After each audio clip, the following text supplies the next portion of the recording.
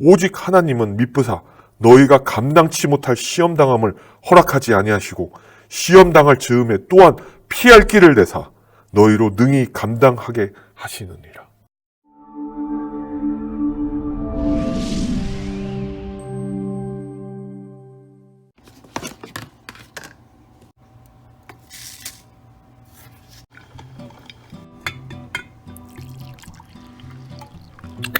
예, 여러분 안녕하십니까. 평신도 생각으로 이번 주도 돌아왔습니다. 여러분 지난 주중 동안 정말 잘 지내셨는지요? 주님 은혜 가운데서 여러분 잘 지내셨기를 제가 바라면서 오늘도 주제를 가지고 시작합니다. 네, 이번 주제는 빛으로 힘들어하는 분들을 위해 이것을 소재로 잡았습니다. 어떻게 보면 이 내용은 여러분 많이 아시는 내용이고 제가 지금부터 말씀드린 내용은 이미 당연히 아실 내용일 수도 있습니다. 하지만 다시 돌이켜보시고 이 영상의 눈높이는 이제 빛을 지시는 분들 중에 지금 처음 지신 분들, 그런 분들한테 도움이 좀 될 것이라고 저는 생각합니다. 저도 빛으로 고생도 해봤고요. 그런 것들이 있기 때문에 제가 남의 일 같지 않아서 제가 여러분께 말씀드린 거니 지금부터 영상을 보시면서 같이 한번 공감할 수 있는 시간을 가져보도록 하겠습니다. 네, 아직 제 채널은 아주 작고 초라합니다. 우연히 소중한 한 영혼께서 카카오톡 단체톡방으로 방문하셔서 그를 위해서 기도하고 그러다가 그분이 이제 기도의 주제가 무엇인가 알아보니까 그분은 지금 빛 때문에 고민을 많이 하시더라고요. 그래서 그런 분들 같이 빛으로 힘들어 하시는 분들에게 지혜와 용기 그리고 기도를 드리는 그런 시간을 가지면 좋겠다 하는 생각을 하여서 이번 주제를 선정하였습니다. 아까도 말씀드렸다시피 저 또한 빛으로 고생도 해보고 노숙자도 되어본 적이 있기 때문에 그 간증에 대해서는 다시 다루도록 하겠습니다. 그러나 어쩌다가 그런 빛을 지고 또는 억울하게 빛을 지기도 하고 대책 없이 빛을 지기도 하고 무궁무진한 사연이 여러분들한테 있을 것 같습니다. 그 원인이 어찌 되었든지 여러분들 자기 전에 빛 때문에 잠을 못 이루시는 분들, 또 그리고 다시 눈을 뜨면 또 시작되는 독촉, 전화, 그리고 협박, 두려움, 그 모든 마음의 무거움, 그 심정 제가 잘 알거든요. 그런 것들을 크리스찬으로서 극복하기 위한 이야기를 오늘 이제 해보도록 하겠습니다. 구체적으로 이거는 크리스찬의 어떤 종교적인 것과 달리 이제 현실적인 방법들을 한번 논해보도록 할게요. 무엇보다 여러분이 상태 점검이 이제 필요합니다. 나를 알아야 해결을 하죠. 아직 신용이 살아있는데 빛이 점점 늘어나고 있는 분들과 그리고 신용을 이제 잃어버리고 점점 나락으로 빠져가고 있는 분들로 나뉠 수가 있을 것 같아요. 이게 큰 부류로 두 부류로 나눠야 될 것 같습니다.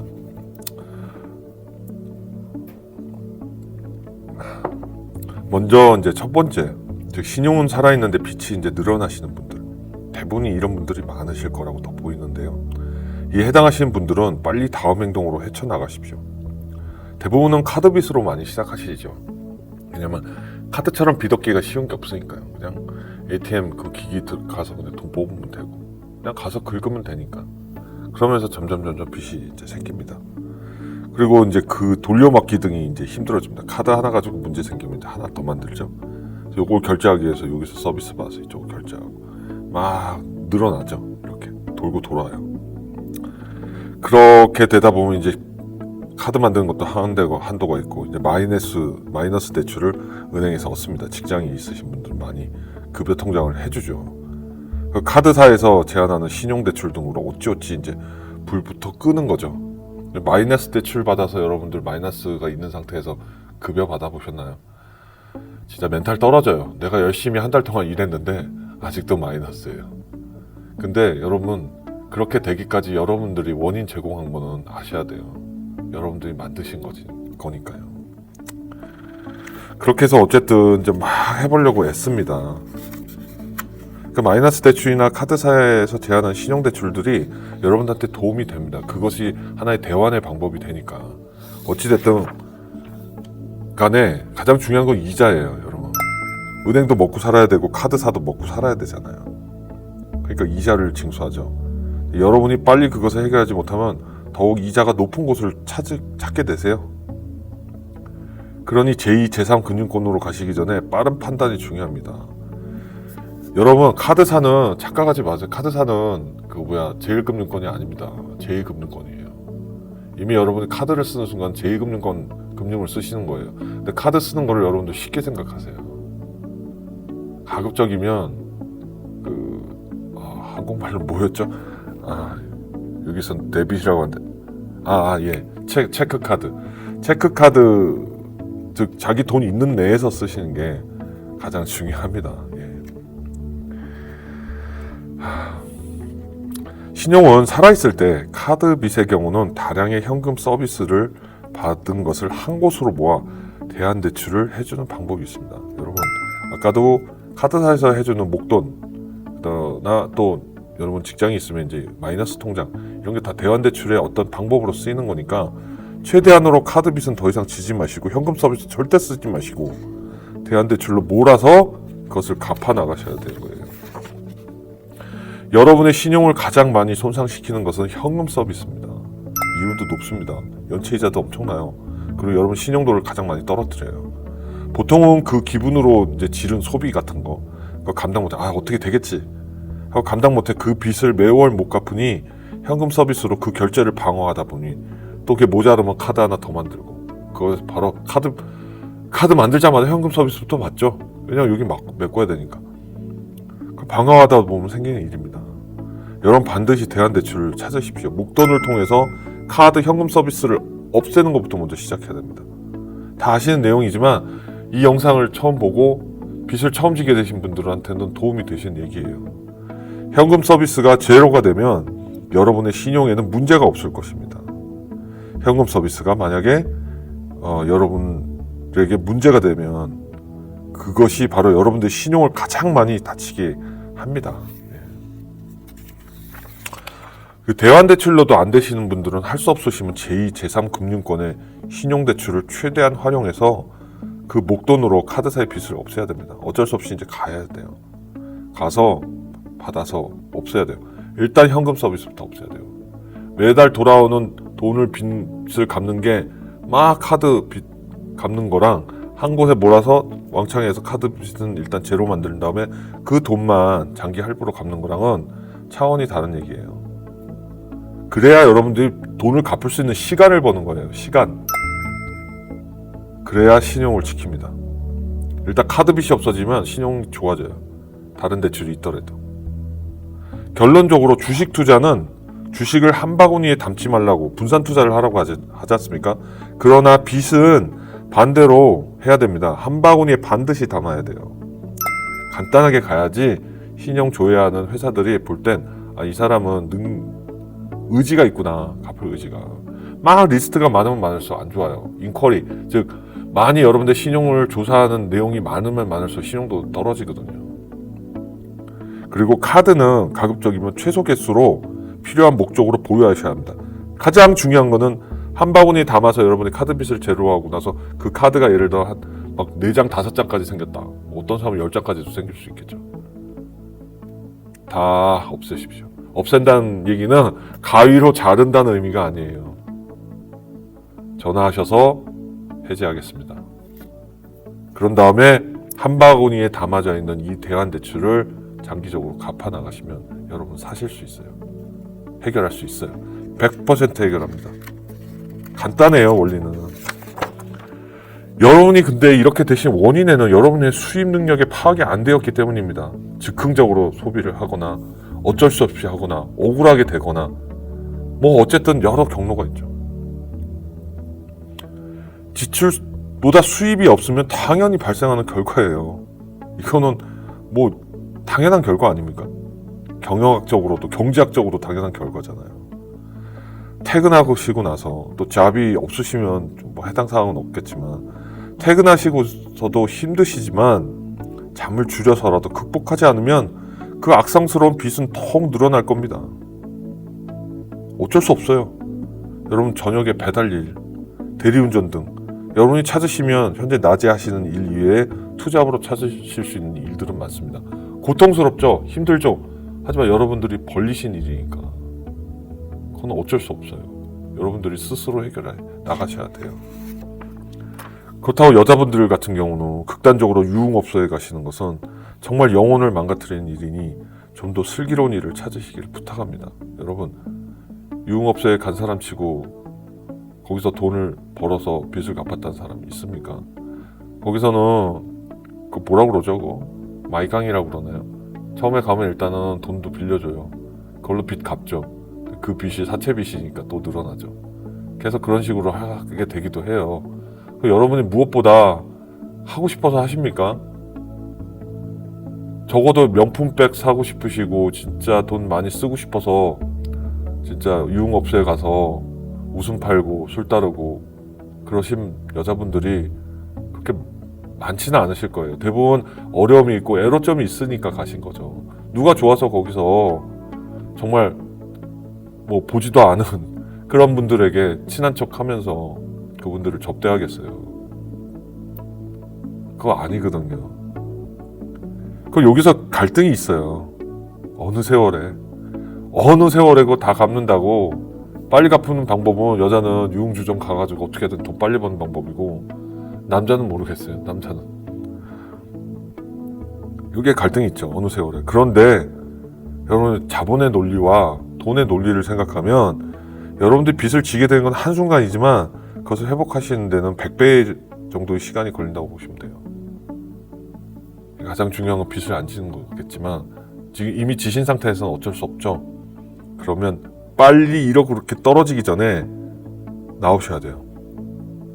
여러분 그래프가 이렇게 떨어졌을 때 이렇게 나오는 방법은 그래도 힘들지 않아요. 근데 여러분 이렇게 떨어지고 나서 만약에 이렇게 올려야 된다면 이 각도는 굉장히 가파르죠. 타이밍이 중요해요. 여러분 재산을 증식시키는데도 타이밍이 중요하거든요. 미련 두지 마시고 여러분이 이렇게 나락으로 떨어진다고 생각했을 때 빨리 지금 정신 차리고 빨리 올리셔야 그 회복 속도도 빠른 겁니다. 만약에 여러분의 회복의 능력이 이게 아니라 이렇게 가는 그래프가 아니라 이렇게 가는 그래프면 다행이지만 여러분의 그래프의 각도는 회복시키는 각도는 예를 들어 한 30도 정도다. 그럼 이렇게 나락으로 빠졌을 때 여러분은 30도를 하기 위해서는 이렇게 돼야 되죠. 30도가 여기가 30도라고 봅시다. 그러면 이렇게 빠졌을 때 여러분이 회복하는 속도는 예를 들어 3년이 걸렸다고 칩시다. 근데 여러분들이 이렇게 해서 떨어지고 나서 만신창이가 돼서 이걸 회복하는 속도는 10년이 걸려요. 즉 그 수치는 비례가 아니라 진짜 뭐 기하급수적으로 늘어나는 겁니다. 이 한도를 벗어나면 여러분들은 해결 방법이 없는 거예요. 아시겠습니까? 그래프 한번 잘 생각해 보세요. 이렇게 떨어졌을 때 이렇게 회복하는데 본인의 능력이 이 정도면 되겠다 생각되는 게 내가 여차해서 1년 더 버텼는데 1년 버틴 다음에 회복하려니까 3년이면 해결될 게 1년 더 버티니까 10년이 걸려야 해결돼요. 이게 돈입니다. 그만큼 자본주의 사회는 무섭습니다. 자, 이제 두 번째로 가겠습니다. 신용이 망가진 분들이 가장 먼저 찾아가는 곳은 사채입니다. 한숨부터 나옵니다. 여러분 사채 써보신 분들은 알겠지만 사채는 크리스찬의 시각으로 보면 악마 그 자체입니다. 돈뿐만 아니라 여러분의 영혼까지 갉아먹을 것입니다. 사채는 여러분을 죽음으로 몰고 갈 것입니다. 대부분 사채빚으로 고생하시는 분들이 자살을 많이 하시는 분들이 많습니다. 대부분 은행빚이나 제2금융권, 3금융권 빚으로만은 자살 안 하세요.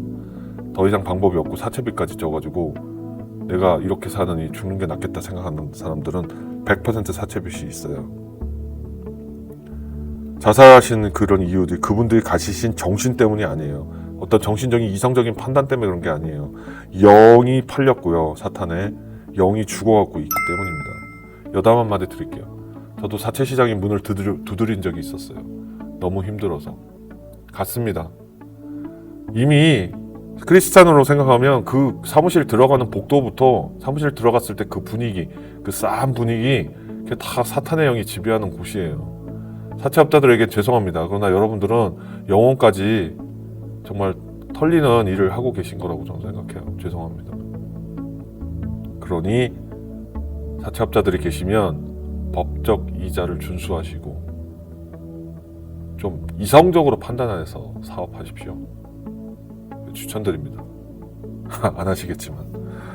자, 여러분, 그래서 이거만큼은 하지 말으셔야 돼요. 정말 이거까지 가게 되면 여러분들은 그 다음부터 헤어날 수가 없어요.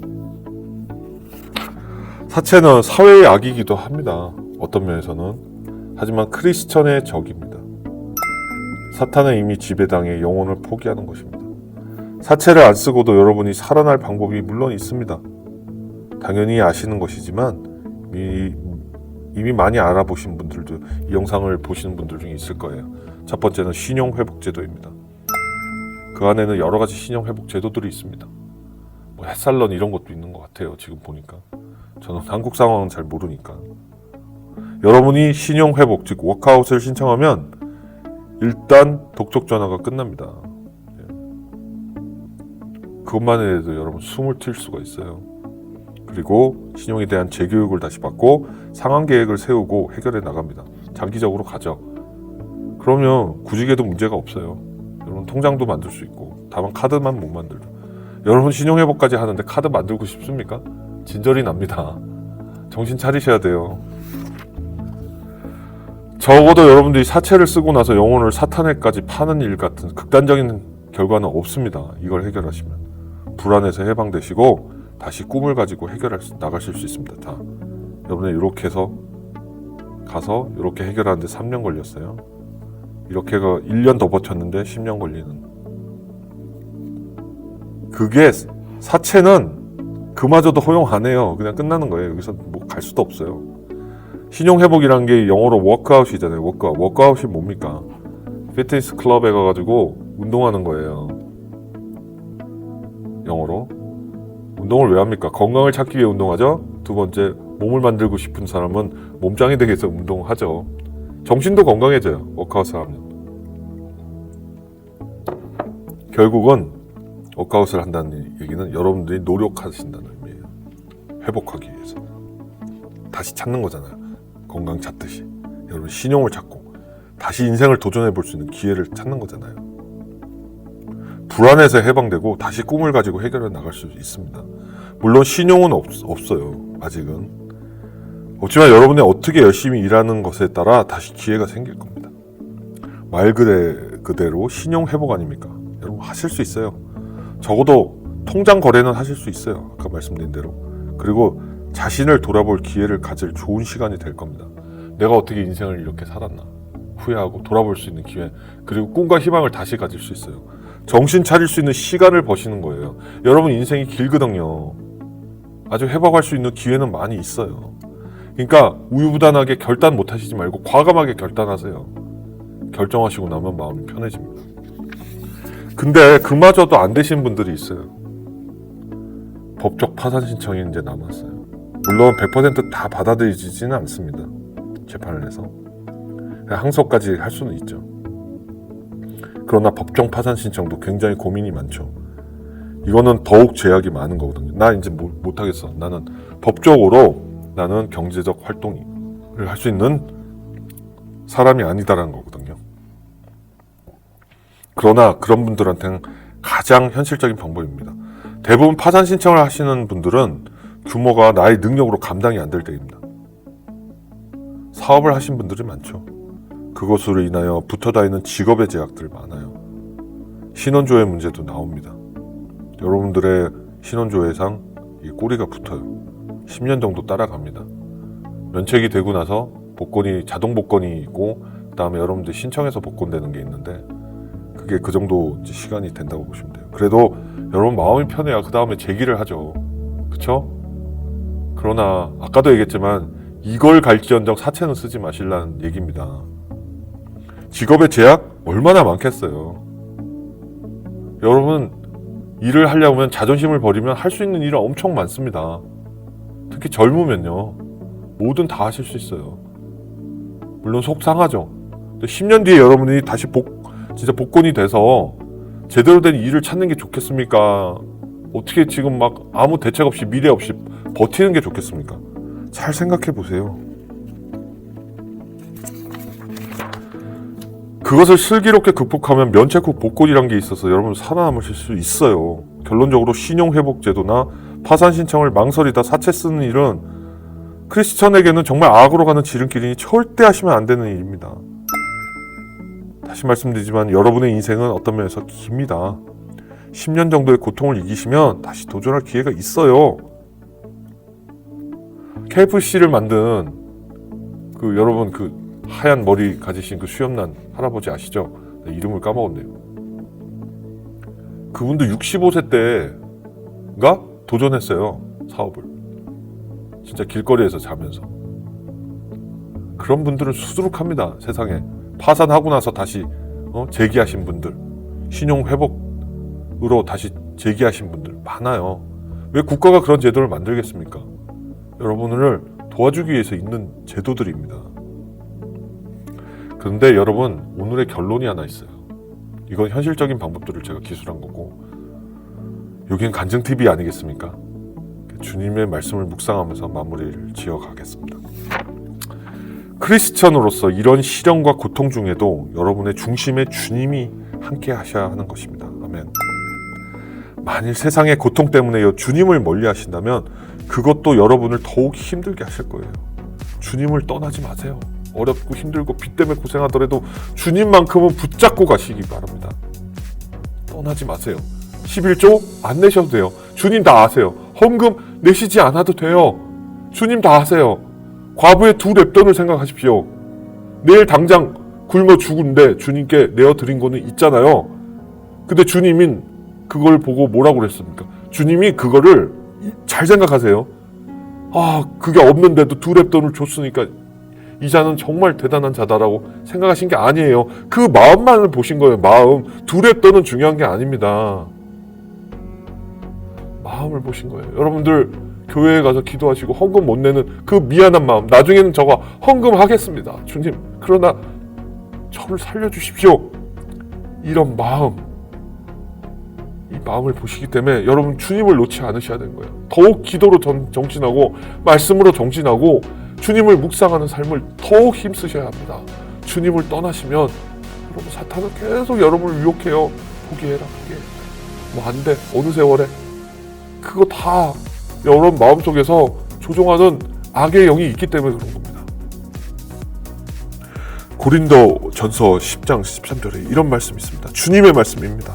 사람이 감당할 시험 밖에는 너희에게 당한 것이 없나니 오직 하나님은 미쁘사 너희가 감당치 못할 시험 당함을 허락하지 아니하시고 시험 당할 즈음에 또한 피할 길을 내사 너희로 능히 감당하게 하시느니라. 아멘. 여러분, 이 말씀을 확신을 가지고 믿으세요. 주님 안에 계시면 여러분 그 모든 세상에 나오는 지혜와 더불어 여러분은 주님이 뒤에 계시는 거예요. 얼마나 든든합니까? 그 안에서 여러분들의 빚을 해결하실 수 있을 것이라 저는 믿습니다. 여러분 하실 수 있습니다. 주님이 지혜를 주셨으니 그것을 이제부터 실천하시고 열심히 생활하셔서 갚아나가시고 여러분을 새롭게 거듭나게 만드세요. 결단을 하셔서 결정하시고 주님 중심 안에서 하나하나 문제를 해결해 나가시기 바랍니다.